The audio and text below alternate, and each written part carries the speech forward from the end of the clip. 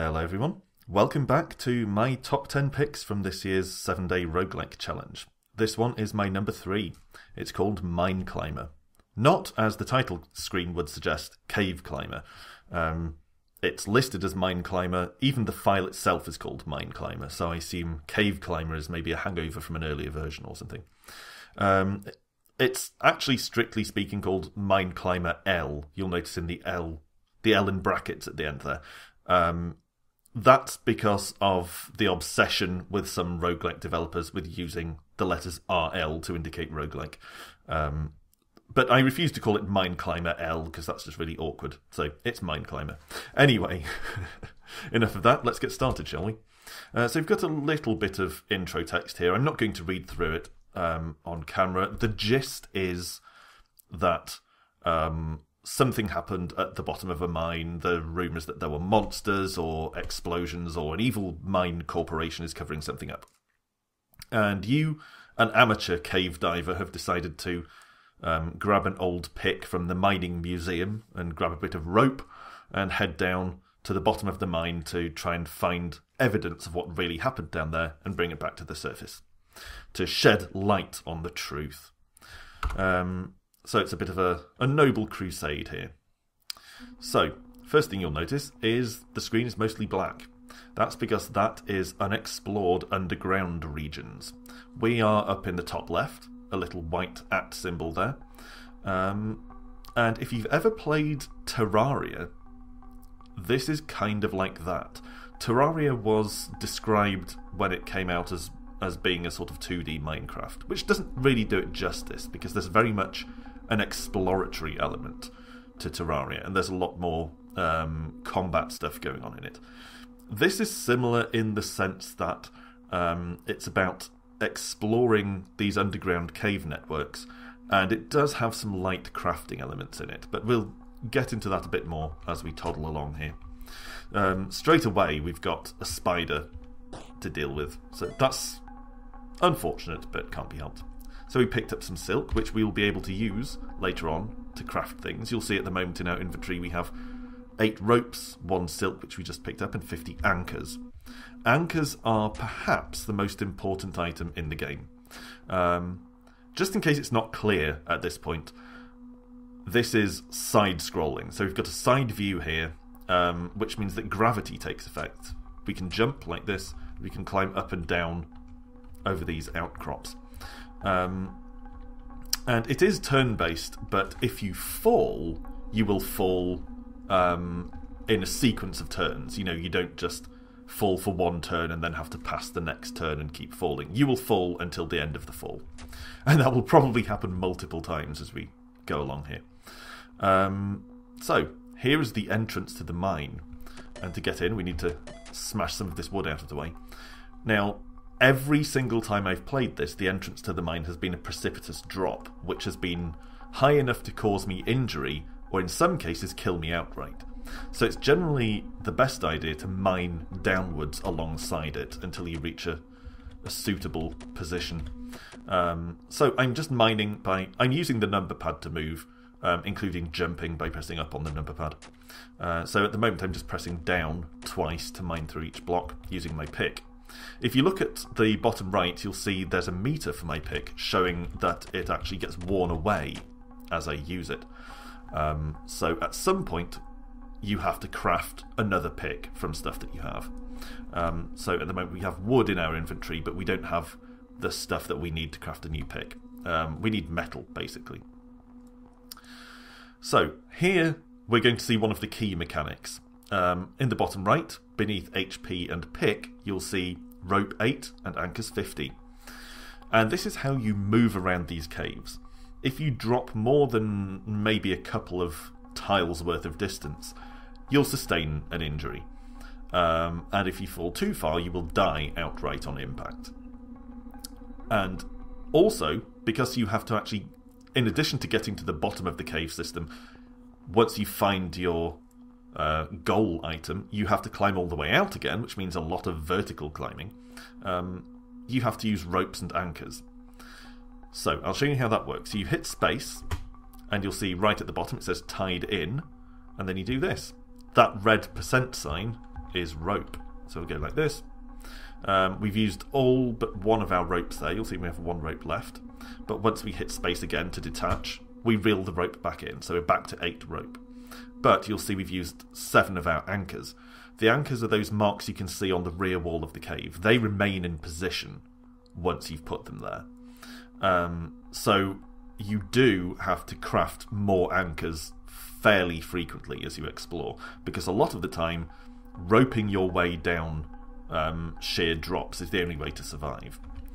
So we'll just head down here, and it looks like we might have to start mining into the depths. I think we've come to pretty much a dead end here. But you can also climb upwards. We might not have enough rope to get up to that ledge overhead, but we could try, like this, spacebar, and up we go. See? So you're not actually standing on top of a column of rope. I think this is meant to represent that you are affixing the anchors to the rear wall of the cave and scaling up the wall. So we better mine downwards here. Now, similar to... Here we go. Oh, crap! See what I mean? Sheer drop. That actually killed me. So, similar to something like Terraria or Minecraft. Oh, God. Snake right behind us. There we go. Similar to something like Terraria or Minecraft, you have to mine things like metals for your crafting out of the walls. We haven't seen any yet, but hopefully we might find some this time. So again, I'll dig down a bit, like this. Okay. And then I'll rope up here. Okay. Rope up here as well. That's a dead end. Yeah, and you do sometimes see sort of asterisk shapes and things in the walls which represent metals and other materials which you can mine out. Also, oh hell, sometimes you will find materials dropped by enemies, like if you kill a spider you will often find silk. And I find this whole thing really interesting. It includes some roguelike-ish elements, like the challenge level is very roguelike. The procedural layout, of course, and the fact that you're going down into essentially a dungeon to find something and then come out again afterwards, all the way back to the surface. That goes right back to the original Rogue, that format. So it does have a roguelike-ish thing going on, but it does it in quite a different way, where you're not just going down through dungeon floors and then back up again. You're actually physically climbing and having to cope with gravity. So I like that. But it does have some flaws. Oh look, here's a thing we can mine out once we've killed the spider. This sort of asterisk here. What is it? It's tin! So if we open the crafting menu, you'll see we can now craft... it lists things that you can craft if you have the items for them, the resources for them. So we can craft some more anchors. We can craft a new pick. Or we could craft an arrow. So for anchors we just need tin, for a pick we need tin and wood, for an arrow we need tin and wood. But it's not necessarily tin, you can do this with copper and other metals as well. No point crafting any arrows at the moment because we don't have a bow. You know, you can actually have a bow eventually, and you can use it to shoot the enemies instead of just whacking them with your pick. But I find it's quite hard to get to that point, and I mainly just craft anchors. So we'll do that now. There we go. We're now up to 91 anchors. Excellent.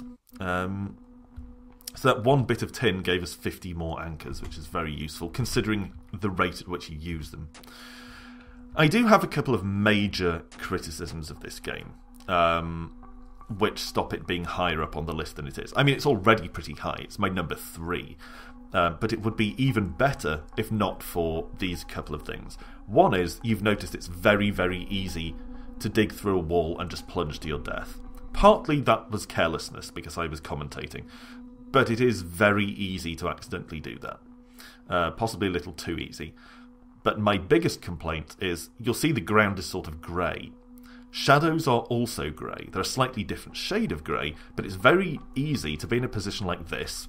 Well, not this because I can see there's an item there, but like this, say, where it looks like below me, to the right, there's a grey bit of ledge which I can drop safely onto, but it can be very hard to tell whether that's actually ledge or whether it's shadow. The number of times I've stepped off thinking I'm stepping onto ground and it's actually been shadow is a little too high. It would be nice if they were just a different colour, you know, make the ground brown or something. That's my main criticism. If I were to change one thing, that would be it.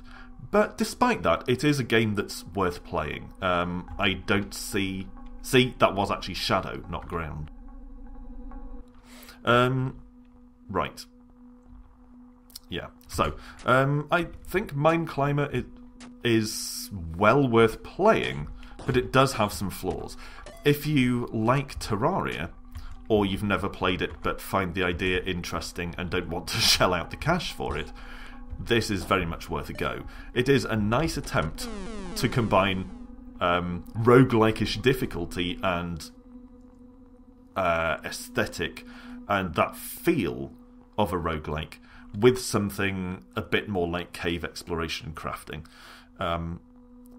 It does have flaws, but it's still worth playing nonetheless. That's MineClimber, my number 3 pick from this year's 7 DRLs. As always, I'll put a link to the game below. Thanks for watching, everyone, and rejoin me next time when we'll check out my number 2 for this year's top 10.